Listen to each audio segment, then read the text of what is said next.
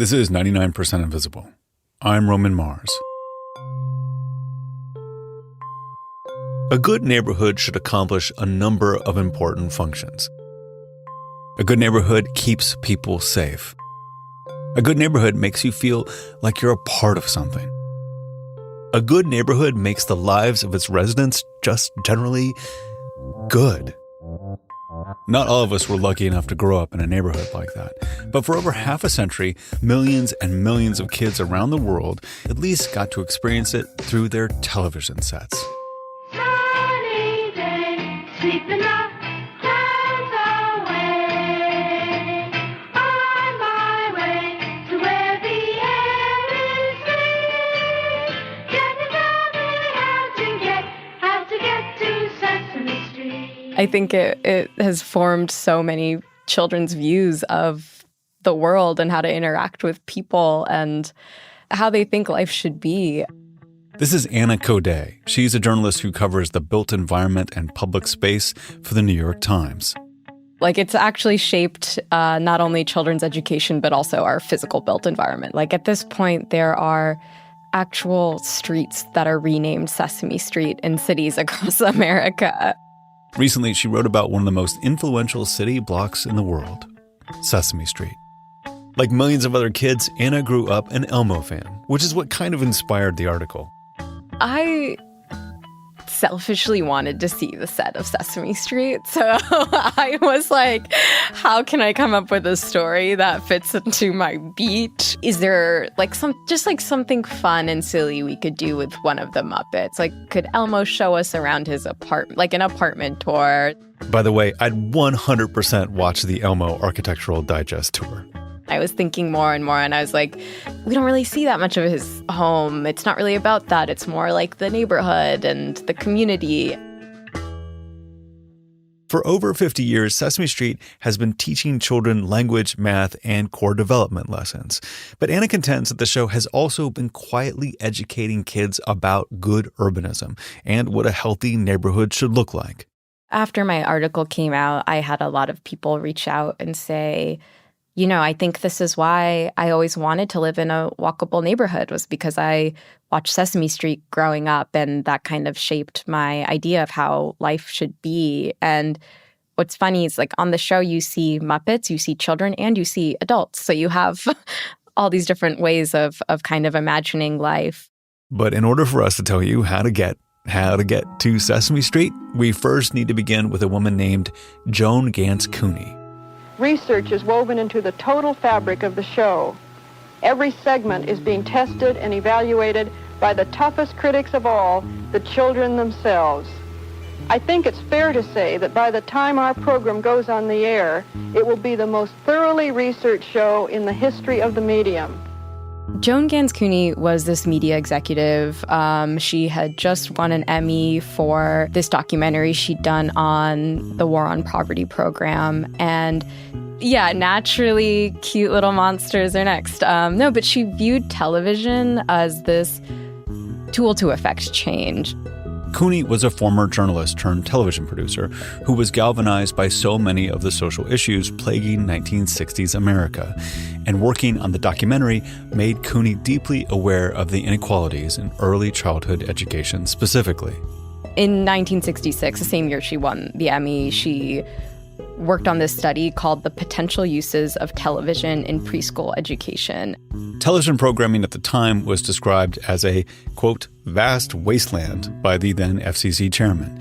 But Cooney realized that if television was already capturing the attention of children across the country, that power could be harnessed and put to good use, particularly if it were a television show for young children. She wrote that more households have televisions than bathtubs, telephones, vacuum cleaners, toasters, or a regular daily newspaper. So she viewed the TV as this tool that everyone had, this accessible way to educate people, and especially kids.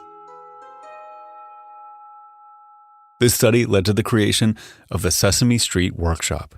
When the workshop goes on the air, the puppets you'll see in the film will be joined by real people who will set each segment into the proper learning context, recognition of the letters of the alphabet, numbers, basic reasoning skills, and a better awareness of themselves and the world around them. Another person worth mentioning here is John Stone, who is also one of the early creators of the show. John Stone was a writer, producer, and director, and had a huge hand in shaping the look and feel of what Sesame Street would eventually become. According to Stone, he drew his inspiration from one of the most unlikely sources, New York City. The subways are crummy, and they're dangerous. You get pushed, you get shoved. Sometimes you get mugged in the subway. Well, I guess I'll pull back a little bit. The city was not doing well at the time, and people were not viewing the city positively at the time. In the late 1960s, New York City was struggling with crime rates and social unrest. People were leaving the city in droves. There was riots, and at the same time, suburbs are starting to grow, and we're in this post-war housing boom, and wealthy white people are moving out to the suburbs in hordes. And this would later be called white flight, of course. All that is to say that cities were not viewed as the place to be at that time, especially New York. People who could leave and who wanted to leave were, in fact, leaving. But around this time, in 1968, a public service campaign was launched by the New York Urban Coalition to convince people to care about the city's blighted neighborhoods and to stop leaving town. It was called the Give a Damn campaign. Almost half of all non-whites are forced to live in substandard housing. You can help them through the New York Urban Coalition. And there was a television ad that was part of it, and it showed children playing in gutters in Harlem, and it had the tagline again, give a damn. Give jobs, give money, give a damn. John Stone, who was working on Sesame Street, he didn't have a clear idea of what it was going to be at the time, but he's working on this children's show, and he's kind of watching the TV, and he sees this ad, and it's this, like, epiphany moment for him. He's like, wait, I've got it. It needs to be set on a city streets. And actually, so after my article came out, his children wrote to me, and, like, I would have loved to have interviewed him if he was still alive, but his children wrote saying that he loved to tell the story of, like, when he had the idea to set the show on a street, the color from Joan's face just drained. She was just like, wait, what? Like, how are we going to do that? Stone and his set designer scouted locations around Harlem, the Upper West Side, and the Bronx to build an amalgam of what the brownstone of 123 Sesame Street would look like, and chose not to polish away some of the rougher details. There's trash. There's, like, wheat paste posters. Oscar lives in a trash can, like, and it's not just that he lives in the trash can. There's, like, actual litter on the streets. And the brownstone is not this, like, pristine brownstone. It has soot on the sides, and you can see that it just looks like a real city street. They didn't beautify it. But in a way, a New York City block was really the only place Stone and Cooney could have set a show like Sesame Street. And this was because of who they were trying to reach. The show was very much aimed at closing the achievement gap, right? They wanted to reach and educate inner city children, impoverished children. And the way to do that, according to Stone, is to create this environment that they're familiar with. He wanted to create an environment that would look familiar to them and look like home to them. But what's going on is not riots and crime and all this awful stuff. It's this, like, harmonious, integrated, happy little village where people get along, and if they have problems, they will resolve them with each other. During a time when the city's reputation was mixed at best, Sesame Street deliberately chose to portray the more positive aspects of living in a place like New York City. It depicted an inner city neighborhood that worked. And in doing so, the show found itself aligned with the ideas of one of the most prominent advocates of vibrant urban communities, the writer and activist Jane Jacobs. Some things are said so often that nobody thinks of what they mean anymore. For instance, for years we've been hearing, take the children off the streets. Off the streets and into where? Although we haven't had a specific Jane Jacobs episode of 99 PI, her influence touches nearly every story we cover on the show. Jacobs wasn't an urban planner at all. She was a resident of Greenwich Village who saw firsthand how slum clearance and revitalization efforts in the 1950s devastated communities. Instead, she championed mixed-use, pedestrian-friendly cities and a community-based approach to urban planning. Jane Jacobs is this great observer of urban life. She's an expert noticer of what's going on in the city, and she's just paying attention to things in her own neighborhood in Manhattan. And she's writing down all these interactions that a lot of people are familiar with, but have kind of taken for granted. In 1961, Jacobs compiled these observations and released a book called The Death and Life of Great American Cities. It's just one of those books that becomes part of the zeitgeist. It is hugely popular, hugely influential. The same way the concepts from The Feminine Mystique are in the air, the concepts from this book are also in the air. It's like the Bible for urbanists. In the book, Jacobs took aim at urban planners like Robert Moses, who didn't understand how neighborhoods actually functioned. Instead of bulldozing, rebuilding, and further segregating neighborhoods, she believed that city planners should consider the needs of the residents. Suppose we actually let the sidewalks do the job that they can do best. And suppose we stop trying to provide poor substitutes for them. The Death and Life of Great American Cities was almost a love letter to what the city was already doing right. And in it, she identified a set of conditions that she observed every thriving city was built on. And because the creators of Sesame Street were depicting what a healthy urban neighborhood looks like, you can actually see Jane Jacobs' principles playing out as you watch the show. Sesame Street ends up being this blueprint for a Jane Jacobsian utopia almost. You have so many different principles that she outlined in her book play out on that actual block. And I think that's because the actual block of Sesame Street very closely mirrors a real New York block. This next section is brought to you by the number 4, because there are 4 different conditions that Jane Jacobs believed were key to a vibrant block. Starting with condition number 1. A neighborhood should have multiple functions. I mean, it's a mixed-use neighborhood. You have your laundromat, you have your convenience store, grocery store, you have a multifamily apartment building. You have everything you need there. It'll never be totally dead and empty. Like, you'll have people going off to work, but then you'll have someone coming in to go shopping, and then you'll have people, like kids out on the street playing. It'll always kind of be lively that way. Condition number 2. City blocks should be short.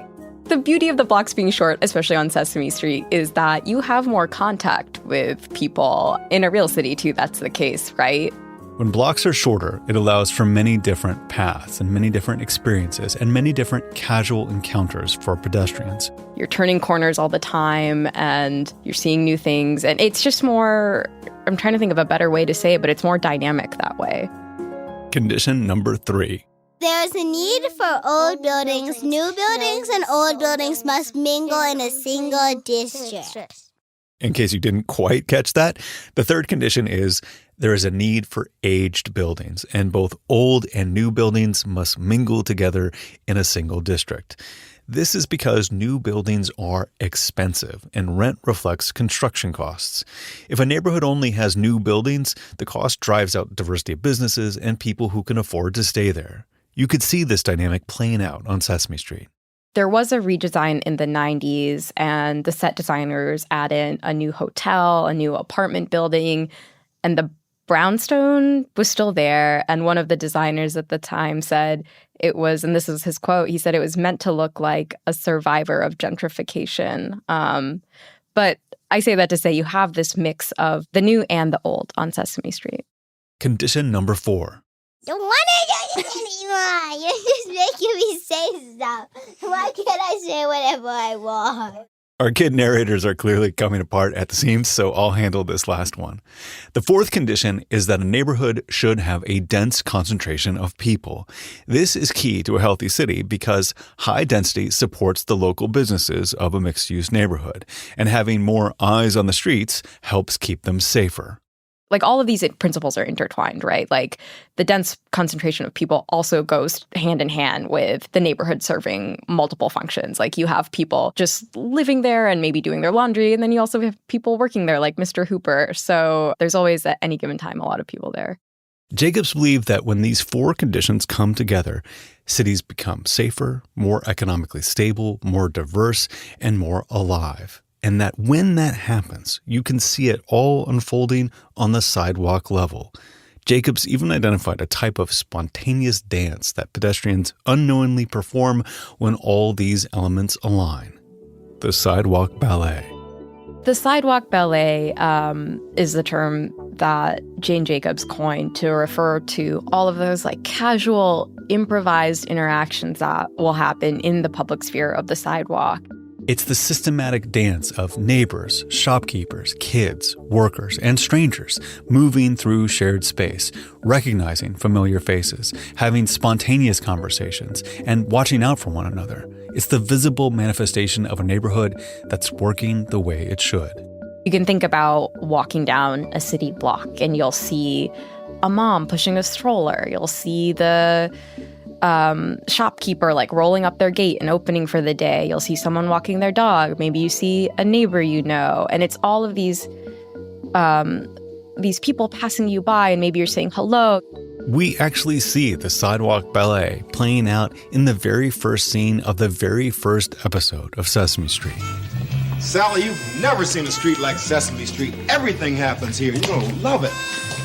Gordon is one of the few human characters on the show, and he owns the 123 Sesame Street brownstone with his wife, Susan. In this first scene, Gordon is showing a new neighbor, a young girl named Sally, around the block. And he's like, hi, there's Mr. Hooper. Oh, there's Big Bird. Hello, Big Bird. Oh, hi, Gordon. How are you?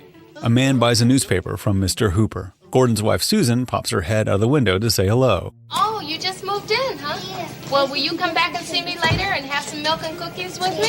Okay, I'll see you later. I'm going to show her around. You're seeing children playing on the street, and it's like the quintessential sidewalk ballet. Just little moments of human interaction that are unplanned and pretty minor, but altogether they make you feel like you're part of something greater.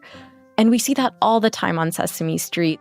Jane Jacobs, much like the characters on Sesame Street, taught us that a strong neighborhood can't just be built from the top down, and that, quote, cities have the capability of providing something for everybody, only because and only when they are created by everybody, end quote.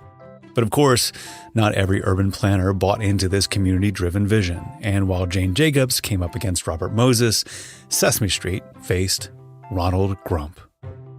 Mr. Grump, we want to talk to you about your plans for Sesame Street. My plans? See for yourself. Out of the ruins of Sesame Street rises the gleaming tower of Grump. Where's 123 Sesame Street? I'm glad you asked that. It is now a luxurious boutique called, if you have to ask, you cannot afford it. Yes, that is the voice of Joe Pesci playing Ronald Grump. Ronald Grump is a real estate developer, perhaps inspired by someone in the real world. And he's played by Joe Pesci, and he comes onto Sesame Street, and he's got these plans for this glamorous new tower that he wants to build. And all the Muppets start freaking out, and they're like, what do we do? We're going to get kicked out of our homes. You can't do this to Sesame Street. It's a special place. Of course, because this is a children's show, the residents of Sesame Street were eventually able to overcome the terrible Ronald Grump and save their brownstone. But it isn't just the characters on Sesame Street who have faced existential threats. The show itself has had to navigate several over the years. Since Sesame Street is partly funded by public money and depicts a diverse cast in an urban setting, it's been accused of being overtly political. I was looking specifically when I was researching this article, criticism of the set in particular. And the main thing I found on that was from the right-wing pundit, Ben Shapiro, of course. And he called the set dingy. So this is what he said.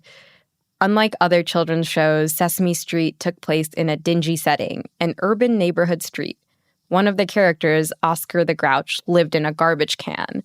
And then he also says that the show is about legitimizing urban liberal lifestyles. It really seems like he's viewing any urban block, even a fictional one, as part of this big city liberal kind of idea. Because the show has been such a beloved institution for over half a century, Sesame Street has been somewhat immune to attacks like these. But right now, public media is under threat, and Sesame Street has gotten caught up in a culture war with a lot of casualties.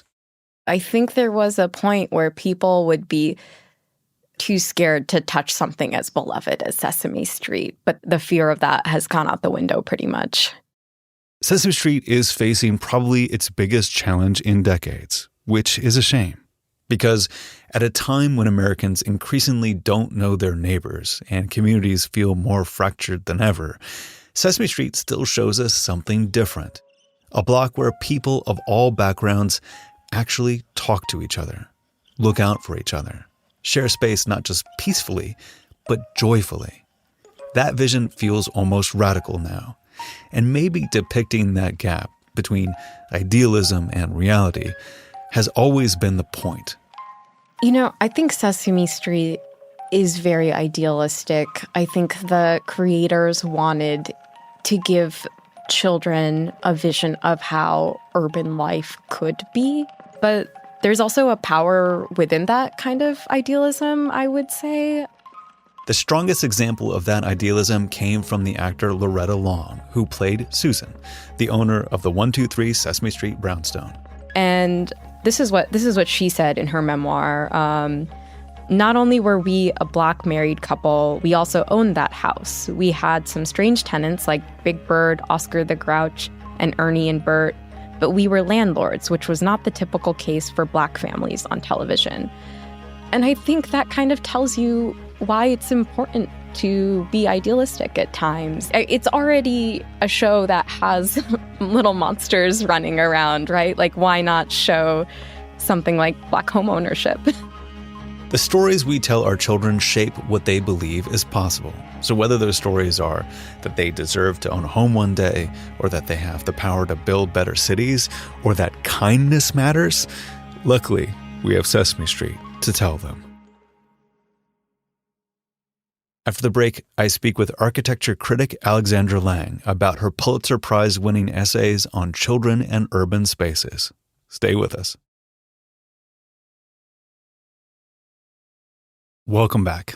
All this talk about Sesame Street has got us thinking more about kids and design, so we wanted to have frequent contributor Alexandra Lang back on the show. She's the author of The Design of Childhood, and like me, Alexandra loves Sesame Street. She told us her favorite moment is the cartoon where a mother sends her kid to the grocery store for 3 very specific items. Now don't forget a loaf of bread, a container of milk, and a stick of butter. I won't forget. I remember. A loaf of bread, a container of milk, and a stick of butter. A loaf of bread, a container of milk, and a stick of butter. Mister, could I have a loaf of bread, a container of milk, and gee, I can't remember. You know, so much of what I write about is about giving children independence. Like, it's right there in the subtitle of my book. And this little clip just, I feel, perfectly illustrates why it's so empowering for kids to have independence. Like, the kid is so fixed on this activity. Like, we've all seen kids try, you know, so hard to be just that much more grown up, and giving them opportunities like this to be independent. Like, it illustrates it perfectly. So, Alexandra, you hold the record for the most appearances of a guest expert on 99% Invisible. And a lot has happened since the last time we had you on, including that you won the Pulitzer Prize for Criticism, which is amazing. Congratulations. Thank you. It still feels quite unbelievable to me, too. And specifically, you won the Pulitzer Prize for your writing about design and childhood. That's right. Yeah. It was a whole series for Bloomberg City Lab on building more family-friendly cities. Nice. Well, congratulations again. It's just so much fun to watch your success, and I love your work, and that's why you're on so much. And so it's a delight to see other people recognize it and enjoy it as much as we do. But I want to talk a little bit about design in childhood while we're in this space of Sesame Street and urban spaces. And one of the things you identify in your reporting in particular is that there's a lot of design that's hostile to teens. Like young children get a little bit of support. Respectable adults get some support in public spaces. Teens have lots of places cut off to them, particularly in public spaces. Could you talk about that problem? It's like playgrounds, by and large, are designed for children from 0 to 12. And parents and caregivers get really uncomfortable if teenagers come into those playgrounds and start getting loud, start climbing on the play equipment in some ways that are unorthodox, etc. And meanwhile, adults who run corner stores, adults who run other kinds of semi-public places also don't want teens hanging out because they think they're not going to spend money and they're also going to scare off the adults. And then on top of all of that, people keep saying, teenagers in America are having a mental health crisis and don't exercise enough and don't leave the house and are playing too many video games. And it's just really what do you want the teenagers to do? Where do you want them to go?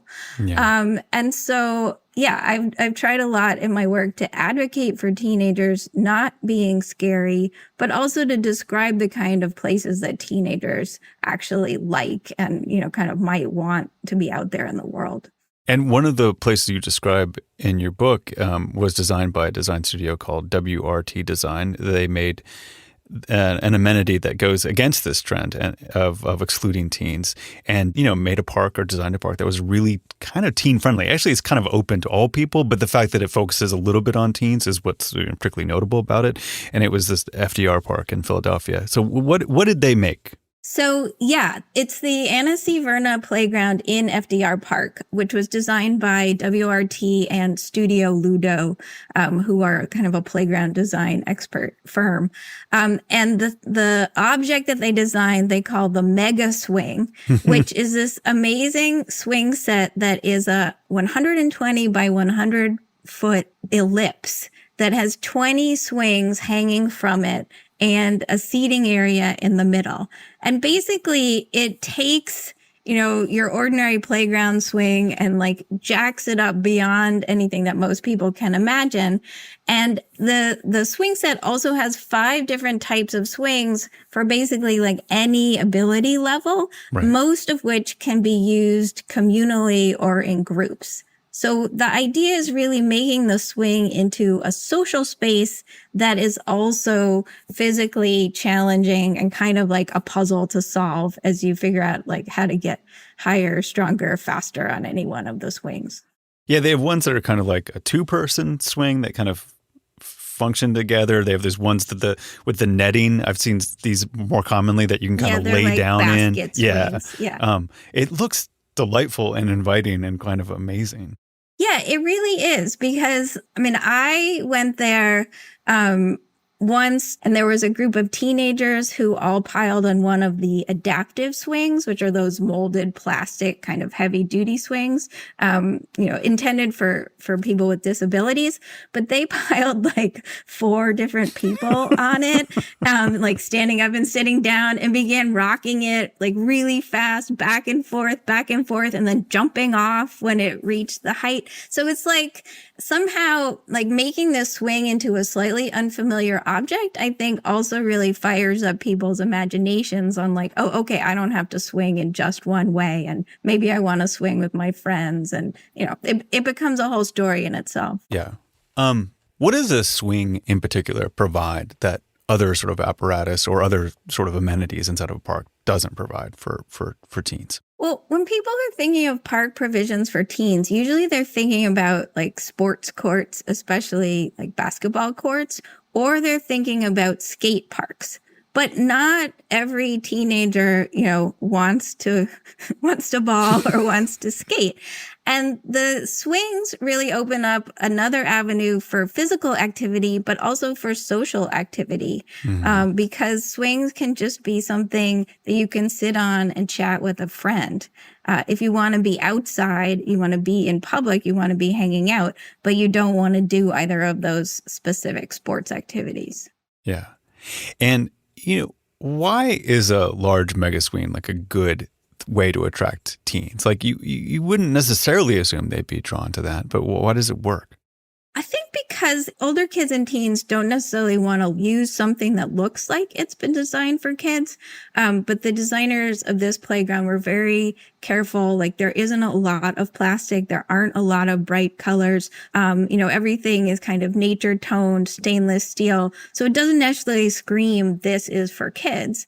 I've never really thought about that. Like the bright colors are these sort of attractive, beacons for little kids, but they're kind of not exactly repulsive to teens, but they're kind of indicators that teens shouldn't be there. Yeah. I mean, you can even see that, like, as you look at the clothes from like the children to the preteen to the teen section, right? All the color gets leached out. We've coded the bright primary colors as things for kids. And so if you're a teenager and you're, trying to make sure that people understand you're not a baby, you don't necessarily want to go and play on those things. So you write that most playgrounds are built just for kids, and they always include these 4 S's, which are swings, slides, seesaws, and sandboxes. And we're all very used to seeing these things on a playground. But how is that changing?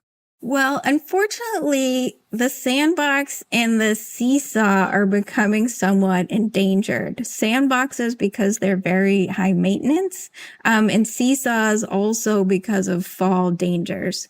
But I'm happy to see some of these swings that kind of replicate the seesaw motion so that kids can still have that, like, we've got to work together feeling, but they're considered somewhat safer than the old fashioned, like, wood plank seesaws. I would say, also now we see, more different types of climbing structures, like so many, rope ladders, rope netting, big round kind of rope balls. And those can be really fun and challenging. And I think just that those replace things like the old fashioned jungle gym, but they are a lot safer and they can actually, go a lot higher than those old structures could. I love seeing those. I want to climb on those. When I see these large rope ladder structures, I'm often specifically excluded with, by a signage that says people without children can't go into this space, but they look amazing. They look so fun. They can be really fun. I mean, I have climbed on many structures. So sometimes you just got to go after all the parents with small children have left the playground because they're the ones who are going to report you. But yeah, they can be really fun. I mean, I think there's a reason, climbing gyms are really popular now. Everyone wants to climb. It's a whole body exercise. There's just something about, getting to the top that is so appealing and just such a natural challenge. Yeah. When I was reading your essay and when I read your work, I think about the closest park to me in Berkeley is called Cordnesis Park. And it was built in 1915. And it has what I would consider to be a fairly terrifying concrete slide built into the landscape. I mean, like the kids, they're supposed to, kids, adults alike, you salvage some piece of cardboard and you go to the top, you climb to the top and you slide this thing down. You go extremely fast. I used to bring my little kids there and it used to really, truly terrify me. I used to call it Concussion Park and not Cordnesis Park. And so there's this tension that if you do create something that's kind of fun for everyone, because playgrounds are sort of designed, 98% of them are designed for little kids. As soon as you have one that has something that is a little bit more challenging and appeals to adults and teens alike, there is a little bit of a tension that the younger kids want to do what the older kids are doing, and maybe it's not appropriate or something. How do you sort of balance all that stuff? It sounds like WRT and those group, they figured out something, but what are they figuring out? I mean, what they're really figuring out is how to manage risk. Yeah. It's really important for kids to engage in risky play, which does not necessarily mean dangerous play. Mm-hmm. But if you think about how we learn to do things, you usually have to try to do something and fail, or try to do it and just not get it quite right. And that's really what risky play is, for the body. It's like, okay, I see all the big kids going down this slide. Like, I've been watching them. I want to do it too. But can I also absorb the lessons about like how you dismount from the slide, like how you should position your body on that piece of cardboard? Maybe the first time I do it, I don't want to use cardboard because I can see if you just go down on your clothes, it's actually like slower than the cardboard. Yeah. So like, exposing kids to, like, giving them the opportunity to watch other people do it and learn some lessons from observation is great. But also at a certain point, you just have to let them do it, because if they don't do it, they will never learn how to do it safely. And then you're actually, inhibiting their growth and independence. Mm-hmm. So, yeah, I mean, there's been a lot of discussion in psychological circles about how kids really don't have enough opportunities for risky play. So these newfangled playgrounds are trying to push the limits on what is allowed by safety regulations, but also will give kids opportunities to do something they've never done before. Yeah. And for the record, I did let my kids go down the slide. I overcame my own fear to allow that to happen. Yes. But it did make me nervous every single time.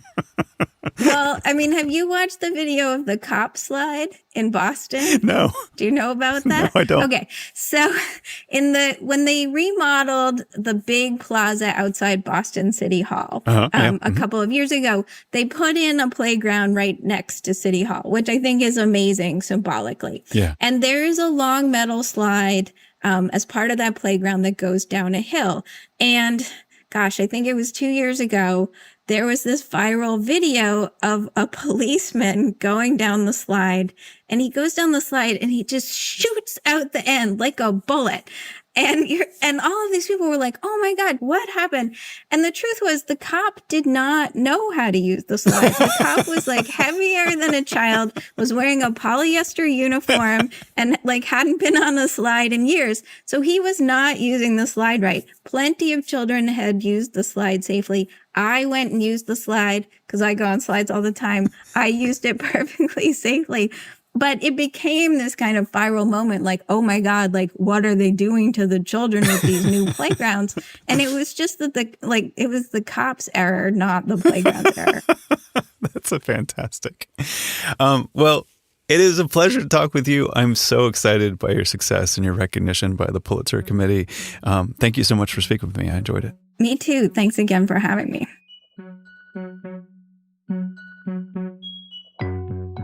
99% Invisible was produced this week by Vivian Leigh and Chris Berube. Mixed by Martin Gonzalez. Music by Swan Real and George Langford. Fact-checking by Sona Avakian. Special thanks this week to our kid narrators, Emma, Fiona, and Eleanor. Kathy Tu is our executive producer. Kurt Kolstad is the digital director. Delaney Hall is our senior editor. The rest of the team includes Jason De Leon, Emmett Fitzgerald, Christopher Johnson, Lashma Dawn, Joe Rosenberg, Kelly Prime, Jacob Medina Gleason, Talon and Rain Stradley, and me, Roman Mars. The 99% Invisible logo was created by Stephen Lawrence. We are part of the SiriusXM podcast family, now headquartered 6 blocks north in the Pandora building in beautiful uptown Oakland, California. You can find us on all the usual social media sites, as well as our own Discord server. There's a link to that, as well as every past episode of 99PI at 99pi.org.